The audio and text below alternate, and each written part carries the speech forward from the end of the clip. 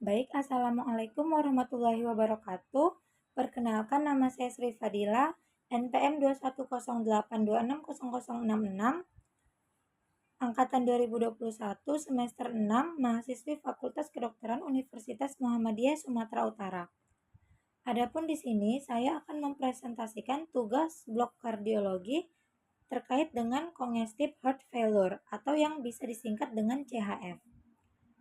Kita mulai dari definisi. Jadi, CHF adalah suatu keadaan ketidakmampuan jantung memompa darah dalam jumlah yang cukup untuk memenuhi kebutuhan jaringan terhadap oksigen dan juga nutrisi.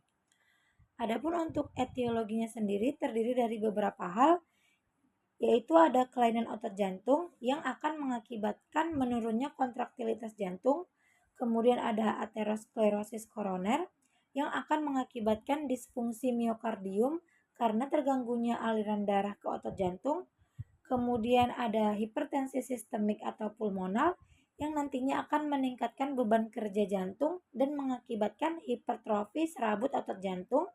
Kemudian ada peradangan dan penyakit miokardium degeneratif yang dimana keadaan tersebut akan merusak serabut jantung yang menyebabkan kontraktilitasnya juga menurun. Selanjutnya penyakit jantung lain yaitu seperti stenosis katup jantung, katup semilunar, perikarditif kontriktif, dan juga stenosis AV. Kemudian etiologi lainnya ada faktor sistemik di mana hal tersebut akan meningkatkan laju daripada metabolisme seperti pada keadaan demam dan juga asidosis respiratorik. Kemudian untuk patofisiologinya sendiri yaitu dibagi menjadi dua, ada yang patofisiologi terkait gagal pompa ventrikel kanan dan juga patofisiologi terkait gagal pompa ventrikel kiri. Nah, untuk gagal pompa ventrikel kanan itu ada breathing, blood, dan juga brain. Untuk breathing terjadi tekanan diastolik yang meningkat, kemudian terjadi bendungan atrium kanan, kemudian juga terjadi bendungan vena sistemik, di mana terjadi pembesaran daripada lien atau splenomegali, kemudian terjadi pembesaran dari hepar atau hepatomegali, yang nantinya akan mendesak diafragma, sehingga mengakibatkan sesak napas dan pola napas tidak efektif. Selanjutnya yaitu terkait dengan blood, yaitu terjadi penurunan curah jantung, kemudian terjadi backward failure, kemudian LVAD meningkat, kemudian tekanan vena pulmonalis juga meningkat, dan terjadi tekanan kapiler paru meningkat, dan terjadi peningkatan kapiler paru, dan terjadi peningkatan tekanan kapiler paru, kemudian mengakibatkan edema paru karena kelebihan volume cairan, sehingga pada saat kita auskultasi akan terdengar suara rongki basah, kemudian terjadi penumpukan sekret, dan terjadilah gangguan pertukaran gas.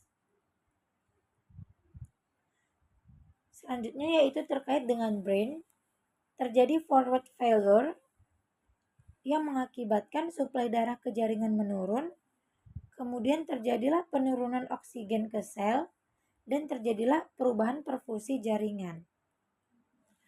Kemudian terkait dengan gagal pompa ventrikel kiri itu ada bladder, bowel, dan juga bone. Untuk bladder terjadi penurunan darah ke ginjal sehingga terjadi gangguan pada tubulus dan nefron yang akan mengakibatkan oliguria nocturia dan terjadi perubahan pola eliminasi. Selanjutnya terkait dengan bowel yaitu darah dari atrium kanan tidak dapat masuk ke ventrikel kanan yang akan mengakibatkan peningkatan tekanan atrium kanan dan terjadilah peningkatan tekanan vena sistemik yang akan mengakibatkan hepatomegali dan juga distensi abdomen, serta terjadilah anoreksia mual muntah dan terjadilah kekurangan nutrisi dari kebutuhan yang seharusnya dibutuhkan. Kemudian terkait dengan bone, yaitu terjadi penurunan aliran darah sistemik sehingga suplai darah ke tubuh menurun, kemudian terjadilah gejala sianosis, lelah, dan dyspnoe, dan terjadilah intoleransi aktivitas. Selanjutnya untuk manifestasi klinisnya itu ada gejala terkait paru atau pernapasan, yaitu gejalanya ada dyspnoe, ortopnoe, dan paroxysmal nocturnal dyspnoe. Dan untuk gejala sistemik itu ada lemah, mudah lelah, oliguri, nokturi, mual, dan juga muntah. Sedangkan gejala terkait susunan saraf pusat itu ada insomnia dan juga sakit kepala. Selanjutnya untuk klasifikasi dari CHF ada 4 berdasarkan NIHA, ada NIHA 1, NIHA 2, NIHA 3, dan juga NIHA 4. Untuk NIHA 1 yaitu aktivitas fisik tidak mengalami keterbatasan, yang artinya ketika seseorang dengan CHF melakukan aktivitas biasa tidak akan menimbulkan gejala lelah, palpitasi, dan juga sesak napas. Selanjutnya NIHA 2 yaitu aktivitas fisik sedikit terbatas, di mana seseorang dengan CHF ketika melakukan aktivitas biasa dapat menyebabkan gejala lelah, palpitasi, dan sesak napas, akan tetapi membaik ketika beristirahat. Selanjutnya yaitu NIHA 3, keterbatasan-keterbatasan dalam melakukan aktivitas.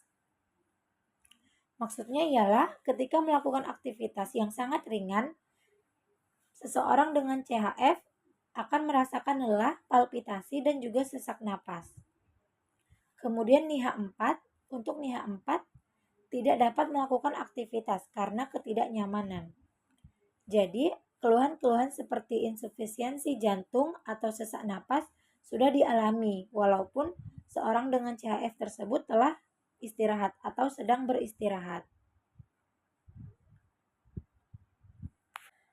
Baik, selanjutnya untuk tata laksananya ada farmakologi dan non-farmakologi, yang mana untuk yang farmakologi terdiri dari diuretik, yang fungsinya itu untuk mengurangi kongestif pulmonal dan edema perifer. Kemudian selanjutnya ada antagonis aldosteron yang fungsinya itu untuk menurunkan mortalitas pasien dengan gagal jantung sedang sampai berat. Kemudian ada obat inotropik yang fungsinya itu untuk meningkatkan kontraksi otot jantung dan curah jantung. Kemudian ada glikosida digitalis yang fungsinya itu untuk meningkatkan kekuatan kontraksi otot jantung yang menyebabkan penurunan volume distribusi. Kemudian ada vasodilator seperti katopril dan isosorbit dinitrat yang fungsinya itu untuk mengurangi preload dan afterload yang berlebihan. Kemudian ada ACE inhibitor yang fungsinya itu untuk mengurangi kadar angiotensin 2 dalam sirkulasi dan mengurangi sekresi aldosteron. Kemudian untuk tata laksana non farmakologinya itu ada membatasi aktivitas sesuai beratnya keluhan, diet rendah garam, mengurangi berat badan, dan mengurangi stres. Dan berikut ini referensi yang saya gunakan untuk membuat mind map ini. Ada 3 referensi.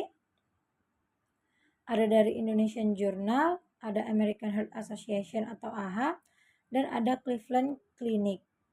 Baik, sekian presentasi dari saya terkait dengan mind map CHF. Kurang lebihnya saya mohon maaf. Assalamualaikum warahmatullahi wabarakatuh.